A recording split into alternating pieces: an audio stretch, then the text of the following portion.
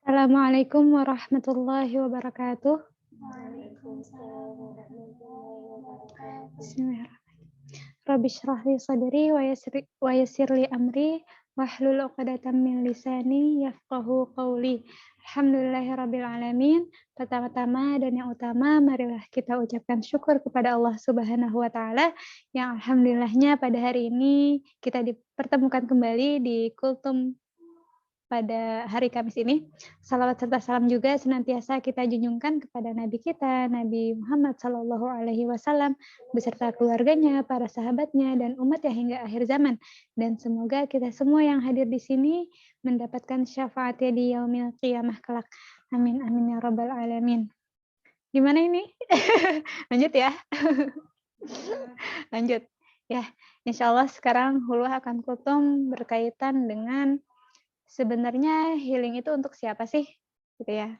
Ini aku mau membahas ini bermula dari beberapa bulan yang lalu gitu ya. Aku sempat menulis di Facebook gitu atas keresahanku sendiri gitu ya. Terkait banyak orang-orang sekarang yang mempopulerkan bahasa-bahasa yang sebelumnya mungkin dulu gitu ya, hanya orang yang di ranahnya saja yang tahu gitu ya. Sehingga masalahnya adalah bukan di mempopulerkan bahasanya gitu ya, tapi masalah yang sebenarnya adalah bahasa itu ternyata terbawa ke dalam dirinya gitu ya, masuk ke dalam dirinya. Contohnya kayak bahasa overthinking, terus mungkin insecure, bahasa-bahasa psikologis yang dulu mungkin hanya diketahui oleh orang psikologi aja gitu ya. Kayak healing atau seperti self reward, self diagnosis dan lain-lain. Nah, mungkin memang karena di samping itu bisa dipengaruhi sama siapa? Sama sosial media gitu ya. Di samping sekarang itu percepatan penyampaian informasi itu benar-benar sampainya tuh dengan cepat banget gitu ya, sampai ke kitanya tuh mudah banget gitu ya. Sehingga informasi tersebut mudah banget diterima, yang malah membuat banyak orang apa-apa insecure gitu ya. Terus mudah mengatakan, "Saya nggak bisa apa-apa," atau "Saya ini alter ego loh," gitu ya.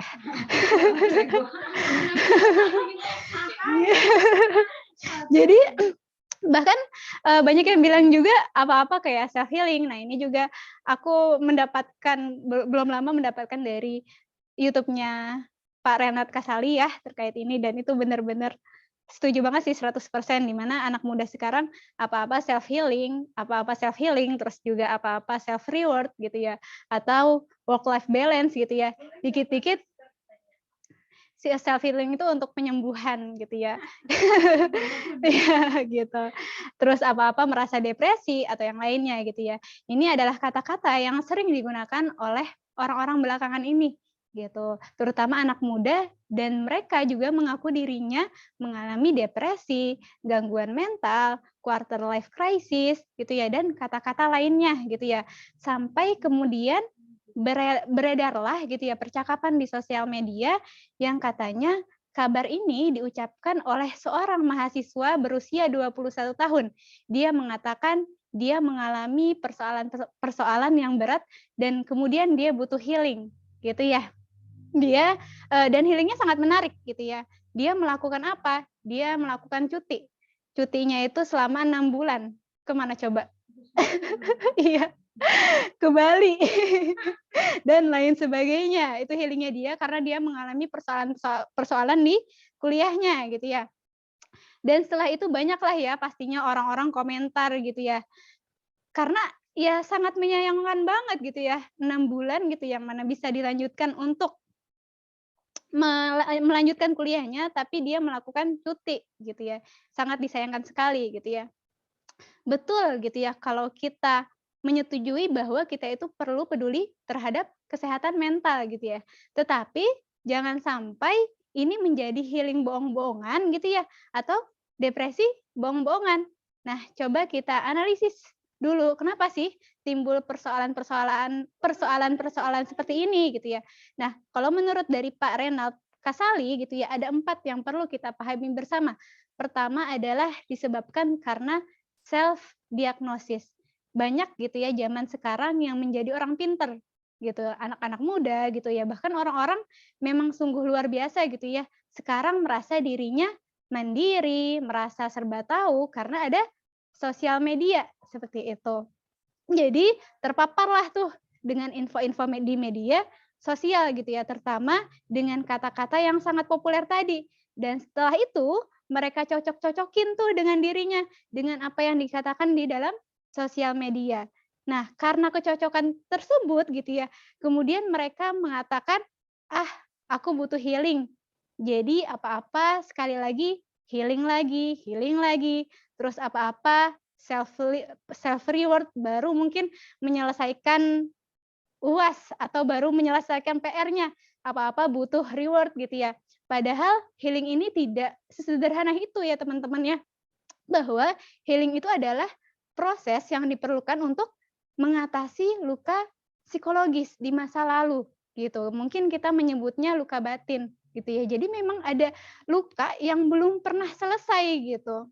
Misal ada sebuah kejadian di masa lalu yang membekas dan tentu saja itu butuh proses dalam penyembuhannya gitu. Supaya apa? Supaya kita bisa menjalankan kehidupan dengan lebih baik di masa depan gitu ya.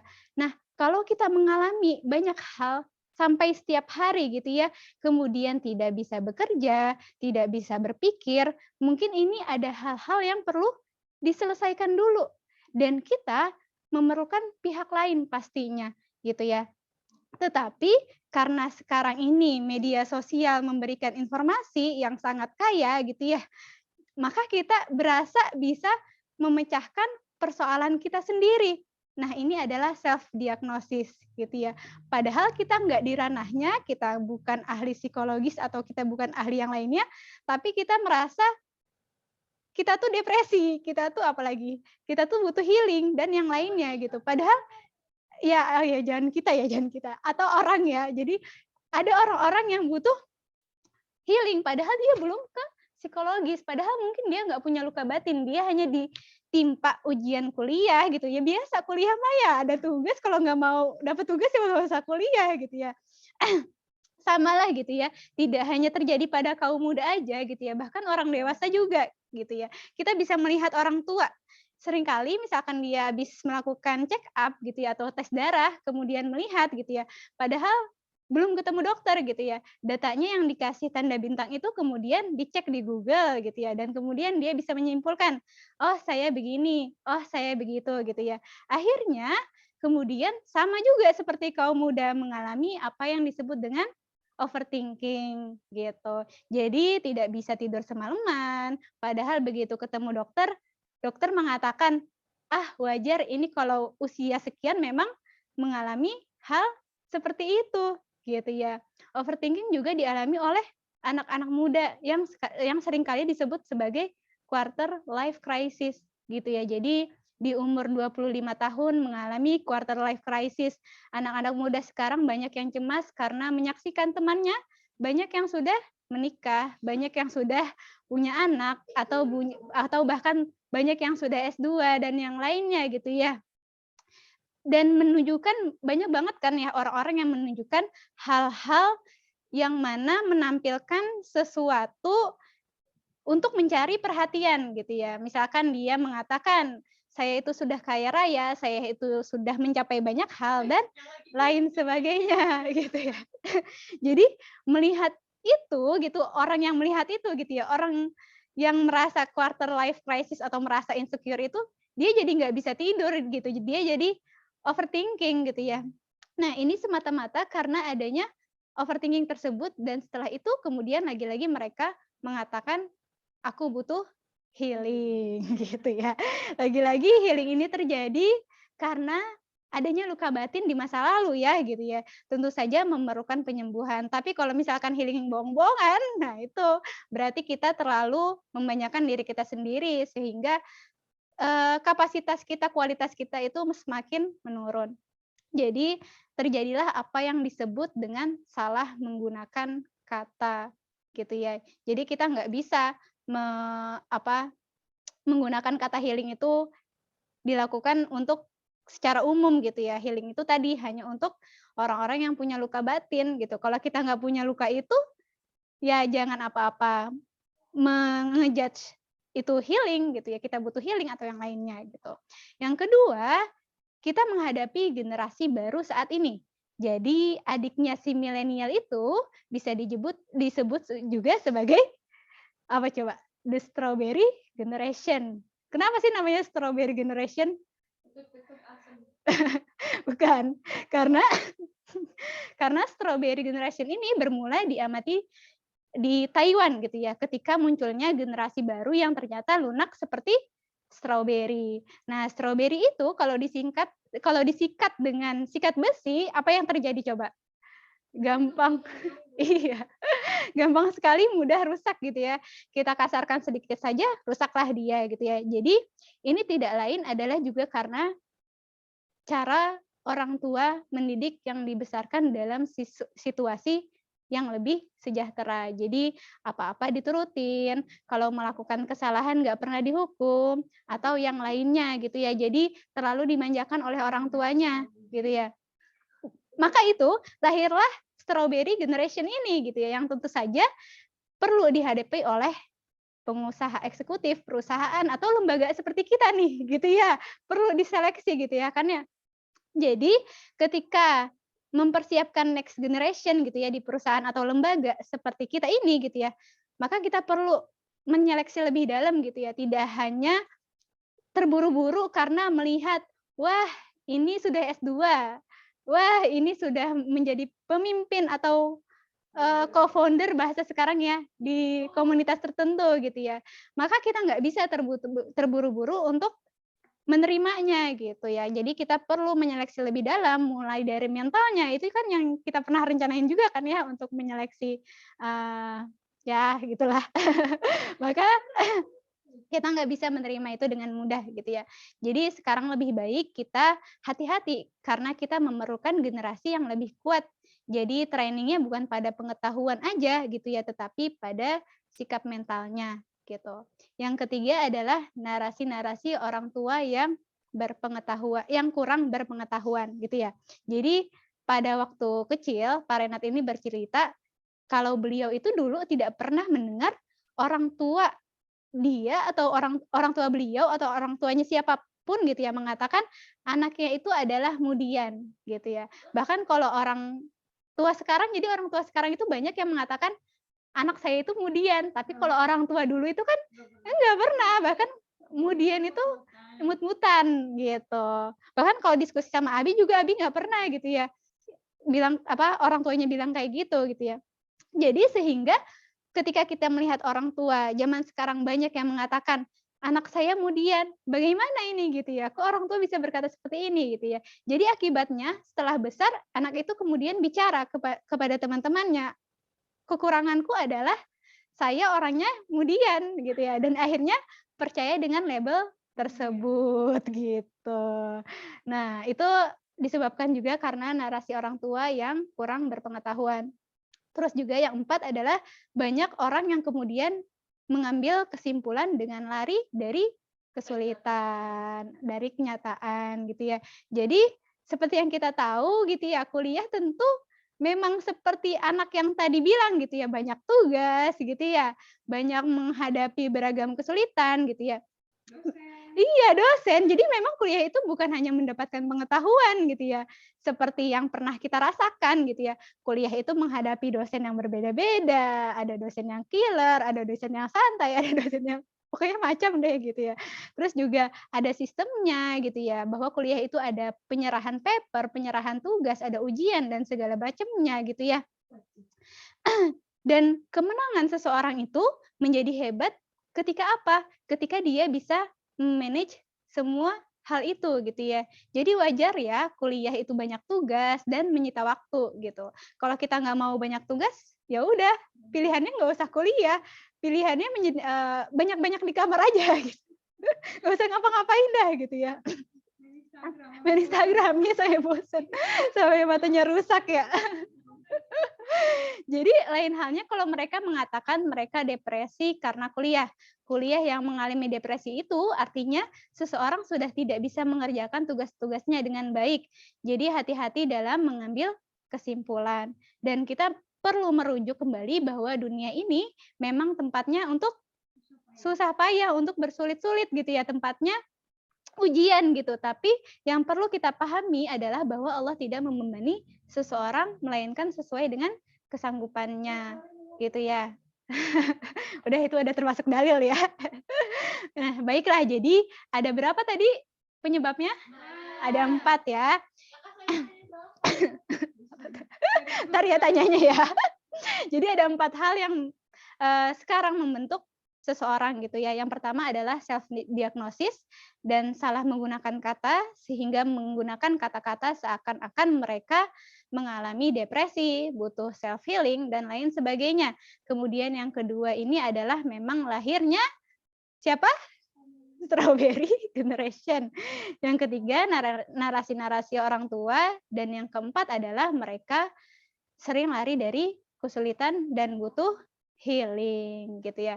Jadi solusinya adalah bagi anak-anak muda sendiri dan bagi semua orang lah ya gitu ya. Pertama adalah anak-anak muda, semua orang perlu memperbaiki literasinya gitu ya. Penjelasannya gitu ya. Tentu kita literasi. Tadi aku bilang apa? Literasinya gitu kan ya. Tentu kita perlu memvalidasi setiap kebenaran kita gitu ya. Maka kita perlu membaca buku gitu ya. Kita perlu mengambil informasi tambahan gitu ya terkait sudah mudahnya mengalirnya informasi gitu ya. Yang kedua adalah kita perlu hati-hati dalam melakukan self diagnosis. Hadapilah segala situasi itu dengan sekuat tenaga karena ujian itu adalah hal yang biasa sekali terjadi di kehidupan. Kita harus berani keluar dari perangkap-perangkap keluarga yang terjadi di keluarga atau perangkap-perangkap sosial media gitu ya. Hati-hati karena sekarang sosial media ini memberikan kesempatan bagi setiap orang untuk apa? Untuk ngeluh, untuk cari perhatian. Jadi banyak sekali orang yang mengaku dirinya mengalami hal-hal tertentu sebagai bentuk atau wujud dari cari perhatian dan menganggap wajar karena semua orang selalu menonjolkan hal-hal seperti ini gitu ya. Banyak banget kan ya. Yang ketiga adalah kemudian orang tua tentu punya peran untuk menjaga agar anaknya menjadi generasi yang lebih hebat dari dirinya gitu ya. Ini penting sekali, yaitu gimana sih cara menjadikan mereka lebih kuat, bukanlah dengan memanjakan gitu ya, dan memberikan apapun yang diinginkan oleh anaknya secara berlebihan gitu. Jadi jangan tidak menghukum kalau misalkan anak melakukan kesalahan gitu ya, atau kalau kita melihat anak kecil tantrum, itu adalah cara anak-anak untuk mendapatkan apa yang diinginkan. Jadi kalau misalkan dia tantrum, dia sedang belajar apa? Berdrama gitu ya. Dia lagi belajar berdrama biar mendapatkan apa yang dia inginkan gitu ya. Biarkan saja dia selesai dulu tantrumnya gitu ya. Jangan apa-apa sudah langsung dipenuhi gitu ya. Karena kita pusing mendengarkan teriakannya gitu ya. Jadi konsekuensinya selalu ada dan harus kita cari solusinya, harus kita atasi. Yang keempat adalah bagaimana peranan para pendidik gitu ya, termasuk kita juga ini ya. Jadi para pendidik tentu hari ini menghadapi situasi yang berbeda dengan situasi zaman dulu gitu ya, situasi di masa lalu gitu. Jadi sebagai pendidik tentu saja kita harus bisa membuat situasi yang menyenangkan dalam belajar. Apapun juga belajar itu memang harus menyenangkan ya teman-teman ya. Oleh karena itu, jadilah pendidik bukan pemburu. Kalau pemburu itu mencari buruan gitu ya, untuk ditembak, untuk dimatikan, untuk dimakan. Tapi kalau pendidik tentu saja adalah untuk menjadikan anak-anak didiknya menjadi lebih hebat gitu ya. Jadi anak-anak muda yang pandai tentu saja gitu ya, menjadi tidak menantang kalau mereka merasa mudah menyelesaikan persoalan-persoalan, menjadi tidak menantang atau tidak menarik kalau tugas-tugas kita yang menetapkan, tetapi barangkali kita harus memberikan apa? Memberikan ruang kepada mereka untuk apa? Untuk memilih melakukan sesuatu yang penuh tantangan gitu ya. Berikan mereka pemahaman-pemahaman, berikan pendidikan bukan semata-mata sekedar pengetahuan, karena keberhasilan anak-anak ke depan bukan sekedar dari pengetahuan saja gitu. Betul bahwa memang mereka itu perlu banyak tahu gitu ya, tetapi mereka juga perlu menjadi manusia yang eksploratif dan kemudian mereka juga siap menghadapi tantangan-tantangan. Jadi keberhasilan mereka tentu saja bukan ditentukan dari nilai yang dicapai di kelas gitu ya, atau yang paling bagus dalam ujian gitu ya. Mereka yang juara satu atau yang lainnya gitu ya. Tapi tugas kita adalah menjadikan mereka itu juara dalam kehidupan mereka sendiri gitu ya. Tugas kita adalah menjadikan mereka manusia-manusia yang juara dalam kehidupan. Jadi jangan sampai selalu apa-apa healing, apa-apa self reward, apa-apa depresi gitu ya. Jangan sampai mereka salah mendiagnosa diri mereka sendiri. Jadi kita harus relevan juga gitu ya. Kalau kita apa-apa healing, ya udah kualitas diri kita juga semakin menurun gitu ya, boro-boro upgrade diri ya, gitu. Dan kalau apa-apa kita self reward, ya udah dah tuh dompet gimana, kosong mulu ya gitu, nggak ada isinya gitu ya. Iya, nggak ada menabung pangkal kaya lagi. Sekalipun ada isinya gitu kan ya, pasti kita akan sulit buat untuk apa, untuk melakukan infak, untuk sedekah atau yang lainnya karena ya self reward-nya untuk diri kita, jadi kita menabung untuk diri kita sendiri gitu. Jadi kalau apa-apa menganggap diri kita depresi, ya udah cari amannya, diem-diem aja di kamar, nggak usah ketemu orang gitu ya, atau nggak usah ketemu yang lainnya. Ya, mungkin, itu aja dari Hulwa, semoga Allah selalu jaga kita, Allah lindungi kita dari hal-hal tersebut ya. Jadi tetap, positive thinking atas setiap, yang mungkin tersirat di hati kita, kayak mungkin agak lewat kayak rasa minder atau yang lainnya, langsung ditebas lagi gitu ya, nggak boleh minder atau yang lainnya gitu. Itu aja mungkin dari Hulwa, kurang lebihnya mohon maaf. Wassalamualaikum warahmatullahi wabarakatuh.